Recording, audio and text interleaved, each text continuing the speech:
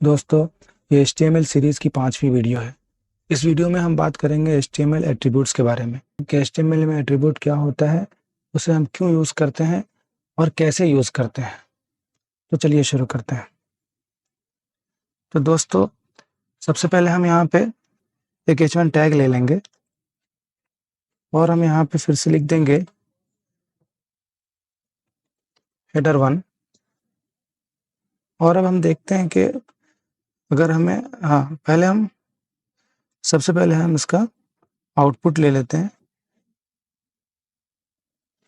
यहाँ पे इसका आउटपुट आ चुका है दोस्तों। अब हम देखते हैं कि हमें HTML में एट्रीब्यूट की ज़रूरत क्यों पड़ती है। तो दोस्तों, HTML में जैसे मैंने पहले भी बताया था कि सबसे ज़्यादा जो ज़रूरी चीज़ होती है वो है टैग्स, क्योंकि सबसे ज़्यादा हमें टैग्स ही की ज़रूरत पड़ती है HTML में। आप देख रहे होंगे यहाँ पे, यहाँ से टैग शुरू होता है, ये डॉक टाइप है, फिर HTML में फिर हेड है, फिर बॉडी है। तो हर चीज़ के लिए हमें टैग की ज़रूरत पड़ती है, लेकिन टैग के बाद जिस चीज़ की सबसे ज़्यादा ज़रूरत पड़ती है वो है एट्रीब्यूट। क्यों? कि अगर अभी आप इसका आउटपुट, जैसा कि अभी आपने देखा यहाँ पे कि इसका आउटपुट header1 लिखा हुआ है, लेकिन ऐसा होता है कि हमें कोई ज़रूरी नहीं कि header1 हमें ऐसा ही चाहिए। ज़्यादातर टाइम ऐसा होता है कि हमें ऐसा चाहिए रहता है कि हमें header1 तो हमें लिखना है यहाँ पे, लेकिन उसका स्टाइल कुछ अलग होना चाहिए। फॉर एग्जांपल, अगर किसी को यहाँ पे ये रेड में चाहिए या ग्रीन कलर में चाहिए या कुछ और उसको चेंज करना है, तो वो कैसे करेगा? तो यहाँ पे ज़रूरत पड़ती है हमें एट्रीब्यूट की। तो हम यहाँ पे अभी जो एट्रीब्यूट लेंगे वो है स्टाइल एट्रीब्यूट लेंगे।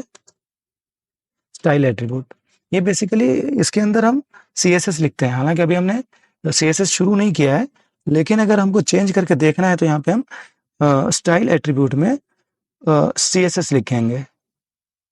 कलर में इसको यहाँ पे रेड लिख देता हूँ और सेव कर लेते हैं।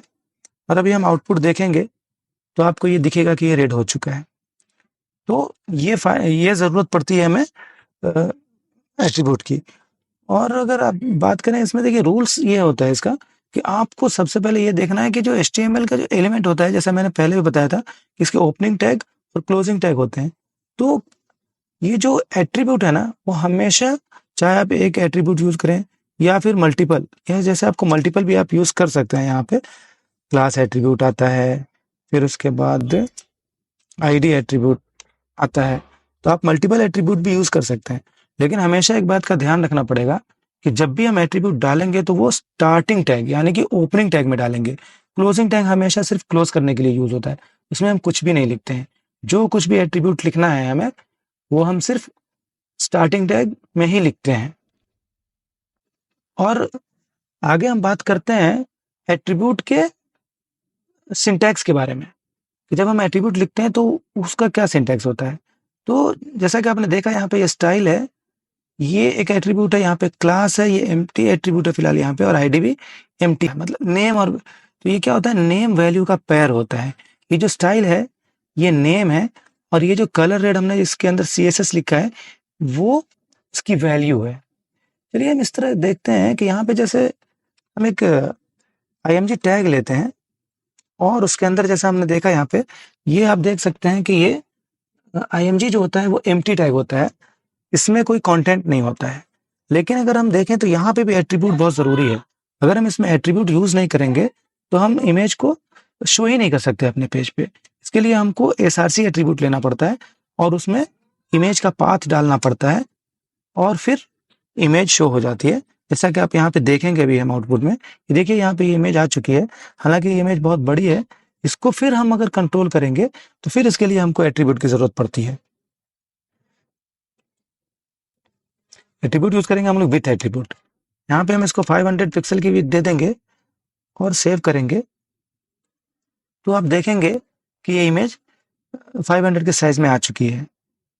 तो इस तरह जब भी हम कुछ भी करते हैं HTML में, जब हम टैग ले लेते हैं और कोई भी कंटेंट उसमें डाल लेते हैं, और उसके बाद जब हमें आगे कुछ भी करना रहता है, कुछ भी चेंज अपनी ज़रूरत के हिसाब से, अपने रिक्वायरमेंट के हिसाब से जब हमें कुछ चेंज करना पड़ता है, अपडेट करना पड़ता है या एडिट करना पड़ता है, तो उस वक्त हमें एट्रीब्यूट की ज़रूरत पड़ती है। फॉर एग्जांपल, मैं एक एंकर टैग ले लेता हूँ।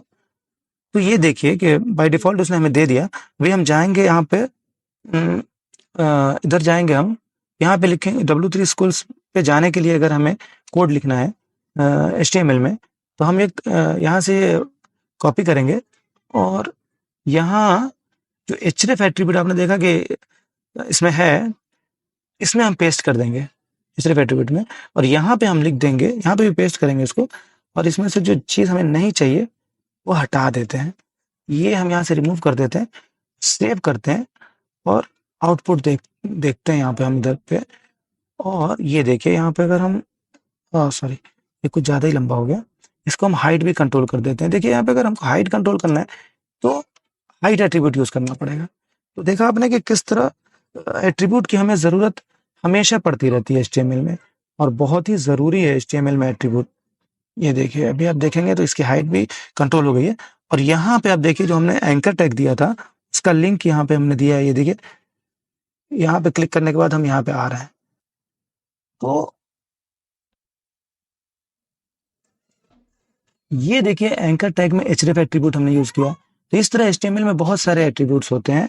यहाँ पे स्टाइल है, यहाँ पे src है, अलग-अलग जगह पे अलग-अलग तरह के एट्रीब्यूट की ज़रूरत हमको पड़ती रहती है। लेकिन बस ये है कि हर एक का सिंटैक्स सेम रहता है। एक चीज़ हमें याद रखनी है हमेशा कि जब भी हम एट्रीब्यूट यूज़ करेंगे, वो ओपनिंग टैग में यूज़ करेंगे, और सिंटैक्स सबका सेम रहता है, नेम और वैल्यू का पेयर रहता है। जैसे ये विड्थ है और जैसे ये विड्थ एट्रीब्यूट है, तो ये नेम है इस एट्रीब्यूट का, और ये 500 जो है ये वैल्यू है। नेम वैल्यू, ये नेम है हाइट और ये वैल्यू। इस तरह एट्रीब्यूट काम करता है। तो दोस्तों आज की वीडियो में हमने जाना कि HTML में एट्रीब्यूट क्या होता है, उसे कैसे यूज़ करते हैं, उसका सिंटैक्स क्या है और कहाँ पे हमें उसे ऐड करना है। तो आज की वीडियो में इतना ही, मिलते हैं अगली वीडियो में। वीडियो अच्छी लगी हो तो लाइक करें, शेयर करें, सब्सक्राइब करें। शुक्रिया।